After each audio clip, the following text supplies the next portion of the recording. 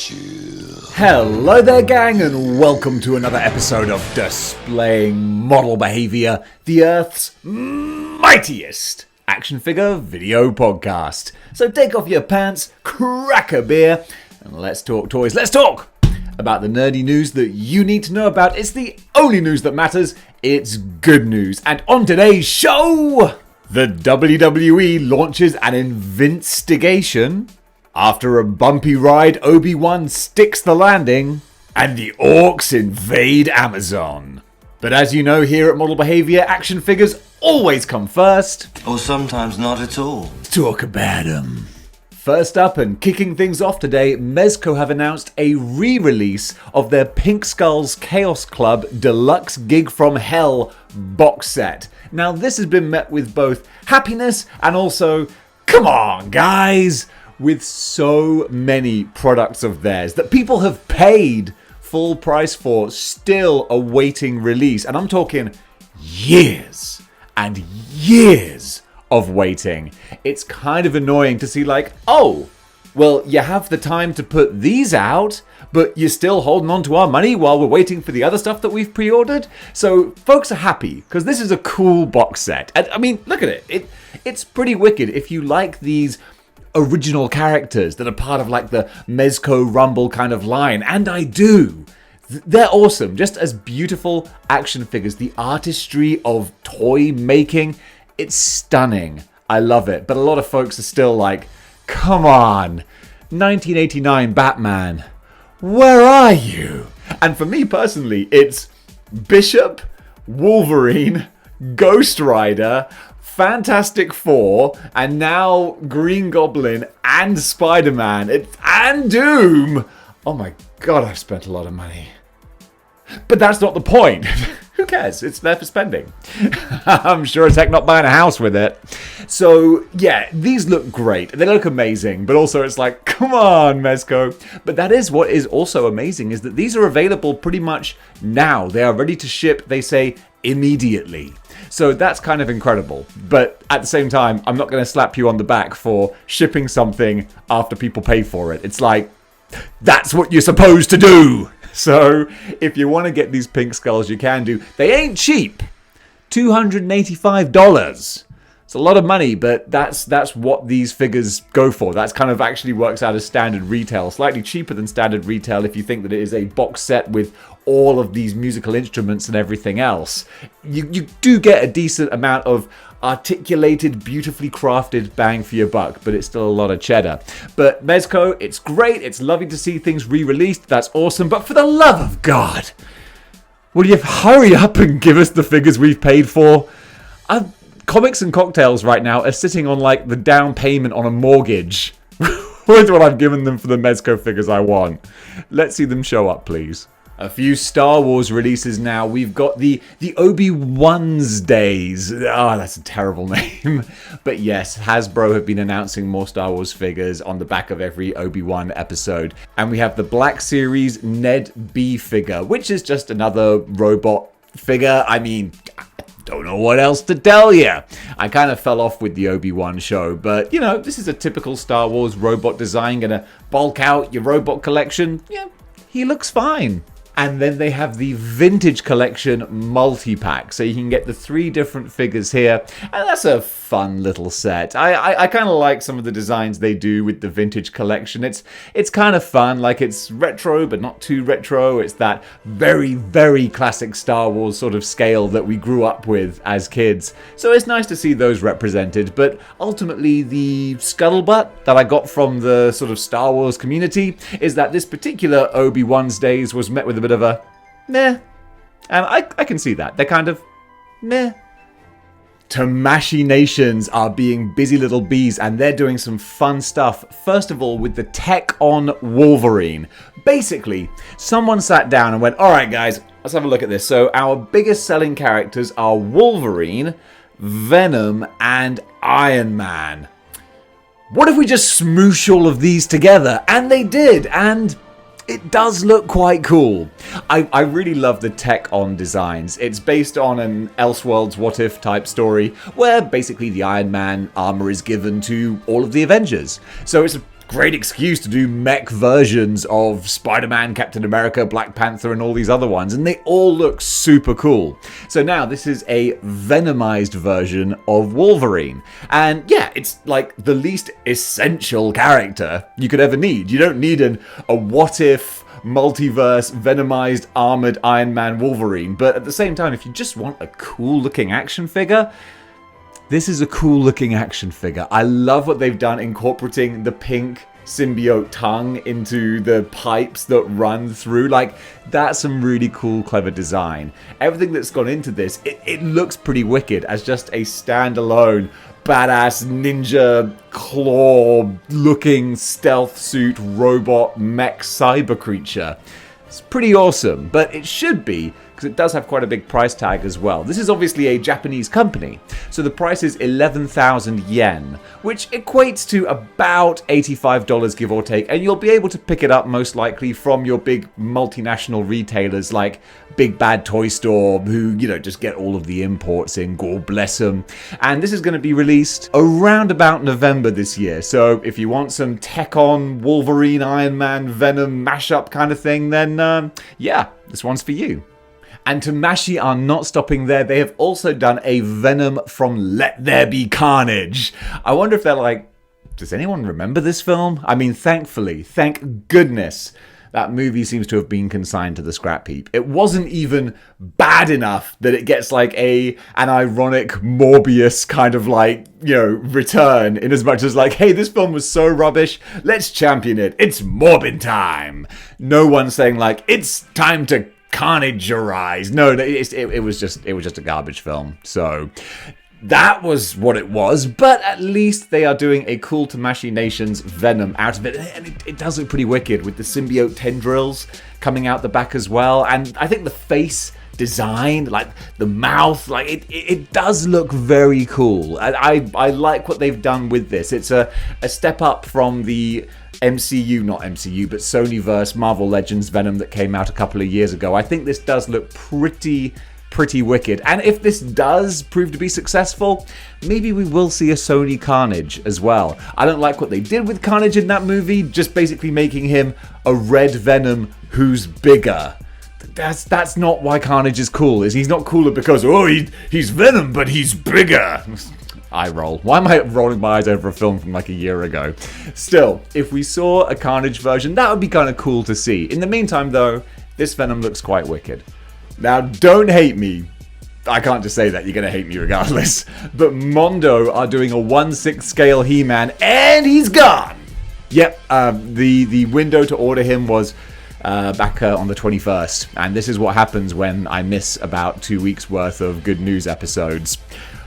We get out of date. But I wanted to show this character anyway, because man, they did a really good job with this. I'm still like on the fence, on the shelf, about maybe picking up like an iconic He-Man. At 1/6 scale, it's never going to do it for me, which is lucky because this figure is $260. So yeah, no, it's a bit too much. I don't love He-Man that much, and not at 1/6 scale. I want my 1/12 scale. This is going to be available February next year, though, or he'll be released February next year. He's already gone up for pre-order, and they've closed the pre-orders. They want to strike while the iron's hot with this. But you see the quality, the look of the design, all the accessories. Chef's kiss. Looks gorgeous. This figure has the power. But if you didn't order it 2 days ago, then you won't have that power. Sorry about the old news, but I wanted to show it off. He does look cool. Just a very quick wrap up for Marvel Legends, because I did the individual videos. They've announced 3 big figures over the last couple of weeks. First of all, we had the Spider-Man, Mr. Negative, and Goon 2-pack. That sounded like I was listing a 3-pack there. Spider-Man, Mr. Negative, and the Goon. No. Just Mr. Negative and the Goon. Those are the 2. Kind of unusual that an army builder in the Goon is there in a 2-pack, so there might end up being a load of Mr. Negatives that are unwanted because people just want the Goons. It'll be interesting to see how that goes. Or the Goons will become super expensive because you gotta pay $50 just to get one. So that's interesting. Then we had animated Mystique, which is good because loads of people want Mystique. She's very hard to come by, and if you don't mind fudging an animated Mystique into your 616, that's a great thing to have. But it comes with a cute little baby Nightcrawler. It's adorable. I bet someone at Hasbro got a gold star for figuring out how they can reuse the Hulk baby figure. And finally, the big one. We get Retro Apocalypse. Yep. Pre-ordered that one already. He's about $40, £41, which actually, like, look, it's expensive. But at the same time, it's in line with what they've been asking for these kinds of figures over the last year or so. Like, that is the price, and they're not going above, so I'll take it. You know, I'm like, okay, I'll pay it. I won't complain. Just please don't raise the prices anymore. You know they will. In the meantime, though, these were 3 releases that actually got a lot of buzz going, and it's a good time to be a Legends fan. McFarlane DC have announced a whole bunch of things. Most recently, their gold label Scarecrow and Red Hood. Both of them rocking designs very similar to the Arkham Asylum type looks. Now, this is a weird, unusual kind of thing. This is both the first instances of us seeing these molds. So these are new versions of these characters, completely sculpted from the ground up. But they're also kind of chase versions. So you've got these different color schemes, the gold label style with the brighter, weird sort of choices to really make them stand out as like chase variants. So it's funny that they're putting these out first, and then later on we'll get the normal paint deco, which actually, like, I don't mind too much because it's so obvious that these are chase versions, special versions. It's not like where they, Hasbro will kind of go like, we'll put out something you kind of like, and then we'll release the better version. Whereas McFarlane, it seems very clear that like, no, this is the alternate version. You can get this or not. We're going to release the proper one with the classic color scheme later. I think a lot of folks will hang on for that. I know I would. In the meantime, though, it makes you kind of excited to see the quality of the sculpting and what they've gone for, especially with Scarecrow, who I think looks wicked. So if you want the comic book proper style ones, just sit tight. You'll see them eventually. And of course, these two are both going to retail for $19.99 as they always do, and they're going to be shipping around about August. Hot Toys have shown images of their new Cad Bane figure from the Boba Fett TV show. Yes, the TV show was garbage, but Cad Bane was pretty cool. I will admit that. I never watched the Clone Wars or any of his other appearances, but the full-on cowboy bounty hunter kind of look, yeah, it's pretty wicked. You gotta love a good bad guy. And Cad Bane, even in the couple of episodes that I just saw him in, he was a good bad guy. He was a good character in a bad show. So I appreciate that. And I know a lot of people were saying, he doesn't look the way he should do from the animated shows. His face isn't right. And hey, look, that was the least of my complaints about Boba Fett. So if you just want a representation of the character in live action sort of form, Hot Toys, of course, they've nailed it. They always do. So he looks very, very pretty. We don't have a price yet. And also, of course, I think I've talked about him before. You've got Boba Fett himself from the show as well. But do you really want to immortalize this version of Boba Fett? It's not the character at its best. It's really not. But then again, if you're building like a whole team to represent this story, this show, God help you, then you're obviously going to want him to. But really, Cad Bane is the one that stands out the most. And yeah, in glorious Hot Toys form, he does look pretty awesome. Also part of the Obi Wan's Days reveals more Black Series figures. They had one Jack. They also had Tala, and finally a Purge Trooper. Then they also had, from the vintage collection, Vader. Another Darth Vader, but hey, look, you always want to have Darth Vader on your shelves. There's always going to be new Star Wars fans, hopefully, if they actually pick up the quality of these franchise outputs. Because the thing is, you can't rely on nostalgic 40-year-olds forever. You have to make a product that's good enough to get new people in. And I don't know how well you're doing that, guys. I really don't. I think Star Wars is resting on its laurels as far as just going for the nostalgia. And eventually, we ain't going to be buying your products anymore. You gotta get the kids involved. And unfortunately, with the Fortnites and the Rocket Leagues and the skateboards and the haircuts, I don't know if you're competing that well. Just saying. In the meantime, though, you got these figures, and they're more Star Wars figures. There you go. Have at 'em. More McFarlane DC. Yes, of course, this is catching up with some news. First of all, not so much DC, we got McFarlane Manga Spawn. And this is kind of fun, again, like all of Todd's output really for the last couple of years with Spawn. They are modern versions of older characters. We had Manga Spawn, geez, I don't know, 25 years ago. Man, I'm old. I remember the first one coming out. Maybe more than 25. Let's not dwell on that, okay? It was not more than 25. But this looks big, chunky, kind of fun. I still feel that, like, with the size of these characters, the paintwork, it doesn't feel like it's quite enough for it to not look too plasticky. Like, it seems like this would be good if it was a smaller scale. But now that it's been brought up in size, it's like the paintwork is stretched out over it, and there's not enough to really give it the nuance and the minute detail that you would really want on a figure this size. But still, it's a manga Spawn. That is kind of fun. I'll let you guys be the judge. Then they also have a vintage Catwoman, and that's kind of fun. There's a lot of kitsch value to the classic old 1960s Batman. Still a lot of love there, especially for collectors of my age and upwards, so I think a lot of people will appreciate her. Then we got Blue Power Suit Lex Luthor, which I think is just a repaint of previous Power Suit. I'm not entirely sure, but maybe a lot of people had that classic one and they were like, I want this in a slightly different color. And McFarlane, that's their bread and butter, doing these slightly alternate takes on things that they've put out before. And no shade to them, because again, it's not Build-A-Figure stuff, I don't think. So, you know, you can buy it if you want, you can ignore it if you want. That's something I'm fine with. Speaking of slight changes to figures, we have Dark Detective Batman, but sans jacket. Because I'm sure that's what a lot of people were thinking. When they got the figure, they were like, He's okay, but he looks a bit hot. We're just coming into the summertime and he's wearing that jacket. I feel hot. I feel uncomfortable looking at him. What we need is the same figure, but without the jacket. And McFarlane was like, don't worry, I hear you. I hear what you're saying. Here you go. You got your cool Batman, but without the jacket. So that is what it is. Pick him up if you want. Now one that I think is genuinely cool, a new character, new figure, kind of a new character. It's Owlman from the Crime Syndicate. And yeah, this actually looks pretty wicked. This is the first time, I think, I'm going to say that with confidence-ish. This is what confidence looks like.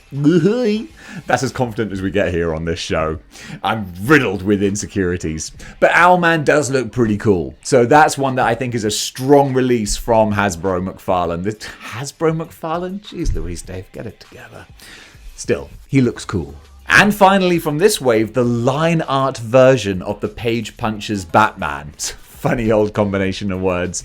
But the Page Puncher's Batman, I thought looked really cool. I thought that was a badass version of Batman. I thought that looked really wicked. So this interesting, quirky line art kind of version, that's pretty awesome, actually. I like what they've done. I wouldn't want to pick it up myself. I like a bit of consistency. But as a kind of a standalone, I tweaked my shoulder in the gym yesterday a little bit. They just got 40k dumbbells in, and I was like, oh well, time for an ego lift now. And I slightly tweaked my shoulder. It's fine. So yeah, this Batman looks kind of cool. If you want something that's a little bit quirky, a little bit different, then this one might be for you. Boss Fight Studios have announced that they will be releasing some of their H.A.C.S figures in 1/12 scale. This is kind of cool because originally they were smaller, more like Star Wars vintage kind of scale. I think, man, I should have double checked this. I will double check this in the edit. But they are starting off with their skeletons, 4 skeletons they're releasing. And this is great because so many people have different kind of sword and sorcery type collections and lines. You've got Mythic Legions, you've got Super 7 with their Golden Axe type figures. There's loads. You've got Dungeons and Dragons from NECA. These will just slot right in there. I'm looking up at my Mortal Kombat figures from Spawn. They look really good. A few Skeleton Warriors. Yeah, that would supplement that quite nicely. Skeleton Warriors, that kind of fits with Mortal Kombat type lore. These guys look really fun. You've got 4 different ones to choose from. There is the Barbarian Skeleton. Then there is the Spectre. Also, you've got Gladiator. And finally, the Pirate. And just they're fun. I really like the look of these. So these guys are going to go for $30 each, and they're going to ship in the first quarter of 2023. And yeah, if you like your sword and sorcery, Ray Harryhausen type skeletons, this one's for you. Circling back to Hot Toys, Buzz Lightyear from the Lightyear movie. This looks beautiful. I really do love the design style they went for with the Lightyear movie, where it's slightly Toy Story cartoony, but also with a bit more of a realistic, and to be honest, actually, the way I'm describing it, it's the Pixar style. They haven't reinvented the wheel. It's that classic kind of Pixar look of just slightly cartoony, human kind of hybrid. It works. That's what I'm saying. It works once you get past all my gabbling. And Hot Toys, yeah, they've done a beautiful recreation of this. It's the tech. It's the suit that looks so great. And that's the thing. When you're trying to recreate faces, yeah, there can be a bit of an uncanny valley, which Hot Toys doesn't normally have a problem with. They're so good. It looks more like Madame Tussauds, you know? Whereas when it's just mech and armor, well, you can just recreate that perfectly like a one-to-one. You're seeing what you saw on screen, and that's what this suit looks like. It looks beautiful. The amount of detail and intricate little parts and pieces on there, absolutely gorgeous. So funnily enough, we don't have a release date for this figure yet, or a price. Probably going to be expensive. I'm guessing around about $300, give or take, but we don't know. But I just wanted to show you the pictures and the reveal because, yeah, it's very striking. Hot Toys are working overtime right now. Super 7 have shown images and fully announced their Toxic Crusaders line. We had a little tease in the last episode, and now we got 3 figures revealed. And I gotta say, you know, Super 7, they've got their niche of recreating cartoons from the 80s, and they have done a very, very good job with this. They have literally just plucked these straight off of the screen and made them in 3-dimensional form. They've done a really good job. They need to do a really good job, of course, because they're charging about $55 for each of these. But when you look at how much you're paying for a Marvel Legend, for example, and you think how much of that is reuse and just like an extra head or something, and then you look at what you're paying for, you know, maybe $15 or $20 more, but then, yeah, I mean, actually at least $20 more, maybe like $25 more, but then you see how much work and unique crafting and sculpting has gone into each figure and the accessories and whatnot. You're like, okay, action figure collecting is an expensive hobby, but it does look as though you're getting your money's worth with these. So these 3 guys, just great representations of what you saw in the cartoons growing up as a child, or as an adult, depending on your age. So yeah, look out for these guys around about summertime next year. So you got 12 months to anticipate them. Hopefully they live up to the, I was going to say hype. Is there hype? I'm building hype. I'm making it happen right now. Hopefully they live up to the hype. And wrapping up the action figures with a statue, we have Prime 1 Studios 2 Green Lantern figures, more specifically Yellow Lantern figures, Sinestro and Tri-Eye. Tri-Eye sounds so much like a He-Man type villain. I guess Triclops is what I'm thinking of, and he is a villain. Yeah, he is a villain. Why am I going off on this tangent? I just wanted to showcase them because specifically Tri-Eye just looks incredible. Like, I've never seen this design before. I've not read Green Lantern or much DC at all. So I've not seen this character, and I was like, man, that looks goofy, brilliant, bonkers, awesome. So yeah, I just wanted to showcase this. So expensive. Sometimes I love showing off statues just to be like, look at the disposable income some people have. So Sinestro is going for $1,599. But that's not all. Tri-Eye is $1,699, which is like, you know, incredible money. But then again, you look at what you're getting for that. I don't know how statues are made. Like, I just straight up, I don't know how the painting works. I don't know if it's like machine, bits by hand or what, but they look incredible. And they're 1/3 scale. These are big. These are big statues, and just having, so I mean, Sinestro looks kind of cool, like that looks great. I don't want to sort of discount that, but just crazy alien Tri-Eye thing, that's just wicked. I wanted to show them off, and man, if you can afford these, more power to you. Going over to wrestling news shows how out of date this is. The WWE chairman, or former chairman, Vince McMahon, is under investigation by the company for hush money payments and just slightly shady deals going on from stooping his co-workers. Basically, it sounds like the WWE is a grubby corporation run by a big boys club. That has always been the case, and now it's like kind of coming to light a little bit. This was always going to be the case. When WWE went public, that meant that they would be under more scrutiny, and it's taken about 20 years, but finally someone's like, hey, what's all this hush money payment going round? So it seems that Vince was stooping a lawyer, I believe, who was under his, payment, I guess, and it seemed a bit shady because she was earning $100,000 a year, and then during the pandemic, when everyone was being fired and costs were being cut, she suddenly got a raise to $200,000 a year, and it's like, this seems a bit unusual. And then also there's been lots of money paid out, apparently from Vince's own pocket, but that is still shady as far as investors are concerned and whatnot. A load of non-disclosure agreements were signed, so basically things people didn't want people talking about what was happening behind closed doors. And John Laurinaitis, who has a bad reputation. So that's all I'm going to say. Yeah, he has a bad reputation amongst a lot of people. He was the head of talent relations. He is on administrative leave now. It's just, it's grubby. It's grubby and scummy. And Vince came out on SmackDown, and because we were like, oh, he's going to make a statement on SmackDown? And he basically just came out and was like, oh, I want to remind everybody about the 4 words in our signature. Then, now, forever, together. Thank you. And basically that was Vince just sort of, swinging his dick in the middle of the ring, saying like, oh, it doesn't matter what everyone says about me or if I'm under investigation.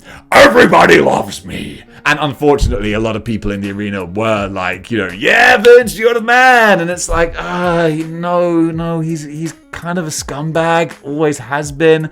But, he played his audience like a fiddle for some PR, and they played along. There were a few boos that you could just, if you listened real carefully, you could hear. But God bless you. Anyone booing was going to get drowned out by the WWE audio machine just cranking up the cheers. But it's interesting to watch play out. So Vince has stepped down as CEO, and Stephanie, who just disappeared a month ago, is now coming back as the interim CEO. It's really unusual. It's interesting to see where this is going and how it's all going to play out. And yeah, it's just like a real life reality show. And hey, that's when this thing is at its best. So stay tuned to see what happens. The Obi Wan show aired its final episode on Wednesday night, and it seems that people loved it. So after a very, I thought, rocky start, and it just felt like, oh man, you guys just didn't put that much thought in. There was some bad stuff. But it seems as though they've kind of really stuck the landing, like they've ended it on a really high note. So more power to them, at least for that. But I'm not going to give you credit for giving me like a foot-long Subway sandwich that tastes disgusting until the final bite, which is like, that was pretty good. And what was it that was so great about the final episode? I'll tell you. It's because it was using these characters and playing off these stories that were made decades ago that we have nostalgia for. And you're like, well, it's easy to get a nostalgia pop because you're like, hey, remember this thing? Well, look at it now, all zhuzhed up and pretty. But what did you actually do to make something new and great? You didn't. I honestly don't think. It's like Jeff Goldblum in Jurassic Park, where he says, you stood on the shoulders of giants to make something as quickly as you could, and before you even knew what you had, you packaged it and patented it, and now, well, actually, that's not appropriate. But it's the standing on the shoulders of giants thing that I'm talking about. The last episode was only great because you're playing off of stuff that came before. You haven't actually created anything great yourselves because It wasn't. It was cookie cutter and by the numbers and honestly quite uncreative, I feel. It was so undemanding. There was just nothing to it. Man, I don't like Disney Star Wars. But still, a lot of people did like the last episode, and I'm happy about that. Over on the Marvel side of Disney Plus, Miss Marvel seems to be just quietly kind of trucking along. Not as much hype as Star Wars, but it's been getting decent reviews. Not like, oh my god, this is the most amazing thing, but I was talking earlier about bringing in new fans, and I think this is what Ms. Marvel has been doing a good job with, because it is skewed towards a younger audience. It's a little more lighthearted, it's a bit silly, a bit kind of quirky and unusual, and that's what you need, and I give a lot of credit for that. I'm really happy to see Ms. Marvel not breaking records or anything, but just quietly being a fun show for people, and sometimes that's all you need to be. Amazon Prime have shown pictures of the Orks from their Lord of the Rings Rings of Power TV show coming out pretty soon, actually. And I gotta say, there's been a lot of people who have been like, I don't know about the look of this might be a bit bad, but these Orks look wicked. I gotta just say, it's so nice to see prosthetics and cool makeup, because things are often CGI'd or just like there's not that much to it, but this looks like real great classic just creature effects. These look awesome, and if it has this kind of dark scare, like these pictures look scary. They look like scary orcs, and that's what I'm really happy to see. And I'm not a big Lord of the Rings guy, but if this is like a little flavor text as to what's to come, I'm very excited about that. And finally, move over Rise of Skywalker, because Jurassic World Dominion is the new worst entry in a trilogy. in a second trilogy, even. The review's bad. I was going to go see it at the cinema because I've seen every Jurassic Park at the cinema. Why wouldn't I see this one too? Well, this is why. Literally everything. Every outlet, every review, every Facebook quote, it's bad. It's real bad. And sometimes once you've eaten enough disgusting flavored things, you don't need to go and eat another one to find out that, yeah, it's the same as all the others. It's such a shame. When you think about what Jurassic Park was and what it is, like it's just apparently this is just a nonsensical, ridiculous, dumb, not even a fun dumb, but just like, no, this is just so stupid kind of mess, and it's a shame. It is what it is, and this is my review of a film I've not watched. But I'm not reviewing it, I'm just reviewing the reviews of it, saying like, this is the general consensus, this was Jurassic Park, whoo boy, it's time for this franchise to be extinct again. And folks, that does it for Good News for today. What did you think about the stories covered? Comment below, let me know. I think the main thing you probably thought was, wow Dave, thanks for the old news. Well, I'm back up to date now, so going forward, we're going to have good news, hopefully about 4 or 5 times a week, with much more up-to-date stories. But I wanted to just do this one as a little wrap-up of the last 2 weeks that were, because there was some good stuff in there. So guys, thanks very much for watching, and until next time, keep displaying model behavior.